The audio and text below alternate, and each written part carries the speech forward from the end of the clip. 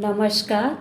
मैं प्रोफेसर मीना श्रीवास्तव, शासकीय कमला राजा कन्या स्नातकोत्तर स्वशासी महाविद्यालय ग्वालियर में इतिहास विषय की विभागाध्यक्ष और प्राध्यापक हूँ। समय किसे कहते हैं? सदैव से ही समय का अस्तित्व मानव जीवन में रहा है।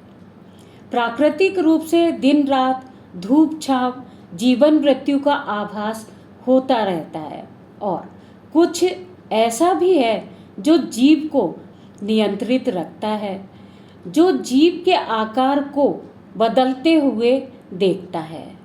उसे ही समय या काल शब्द से संबोधित किया गया है। समय की परख, आवृत्ति या अंतराल का मापक क्या है?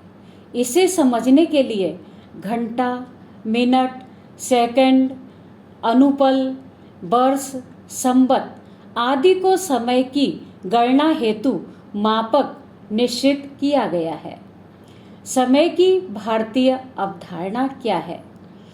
भारत में वैदिक युगीन प्रणाली रही है। 2500 ईसा पूर्व में समय मापन प्रणाली प्रारंभ की गई थी। वैदिक युग में समय का विभाजन वर्ष, मास और दिनों के आधार पर होता था।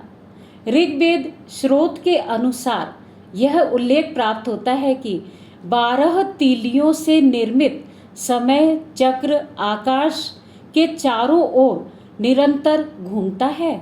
इसके 720 संतान अर्थात कि दिन और रात हैं। समय और 12 तीलियों अर्थात कि प्रति तीली को 1 घंटे में विभाजित किया गया है, जिसमें 720 दिन और रातें सम्मिलित हैं और इस प्रकार से यही 360 दिन का कैलेंडर बन गया। ऋग्वेद के अनुसार ऋषि घृतव्रत 12 महीनों के ज्ञाता थे। वैदिक प्रमाणों से स्पष्ट होता है कि वैदिक लोग 360 दिनों 12 महीनों से परिष्कृत प्रणाली से चिर परिचित थे। ज्योतिष शास्त्र के अनुसार एक दिन रात जो कि 24 घंटे का है, इसे पुराण और ज्योतिष में अहोरात्र कहा जाता है। सूर्योदय से लेकर दिन के उदय तक के समय को अहोरात्र अर्थात एक पूर्ण दिन माना जाता है। इस पूरे अहोरात्र में 30 मुहूर्त और 8 पहर होते हैं। 15 मुहूर्त दिन में और 15 मुहूर्त रात्रि के होते हैं। इस तरह से 7 दिन का एक सप्ताह होता है, 15 दिन का एक पक्ष होता है और 12 पक्षों का एक अयन होता है। 2 अयनों का एक वर्ष होता है और एक वर्ष को संवत्सर कहते हैं। चलिए अब हम बात करेंगे युग की गणना किस प्रकार से की गई है। भारतीय अवधारणा के अनुसार 4802 वर्ष का एक कृत युग सतयुग मानव वर्ष रहा है। 17,28,000 वर्ष 3600 दिव्य वर्ष अर्थात एक त्रेता युग का समय माना गया है। मानव वर्ष के मान से 12,96,000 वर्ष 2400 दिव्य वर्ष अर्थात एक द्वापर युग का समय माना गया है। 8,64,000 वर्ष 1200 दिव्य वर्ष अर्थात एक कलयुग मानव वर्ष के मान से 4,32,000 वर्ष हैं। अंतरिक्ष के बारे में अब हम बात करेंगे कि अंतरिक्ष की भारतीय अवधारणा क्या है। अंतरिक्ष में क्या है? अंतरिक्ष आभासी संरचना है। अंतरिक्ष में यह नक्षत्रों एवं गतिमान पिंड समाहित हैं। अंतरिक्ष वह त्रिविमीय आभासी संरचना है जो विभिन्न प्रकार के छोटे छोटे पिंडों, कणों को अपने भीतर समाहित रखता है।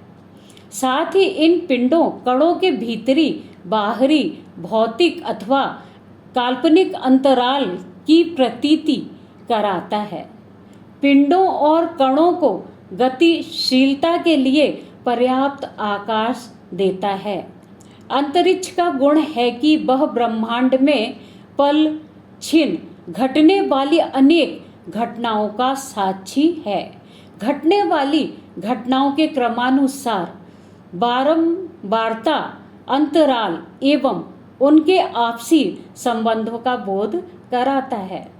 अब हम बात करेंगे अंतरिक्ष के संबंध में भारतीय ज्ञानी कौन से थे। तो कुछ विशेष ज्ञानियों की चर्चा करेंगे हम।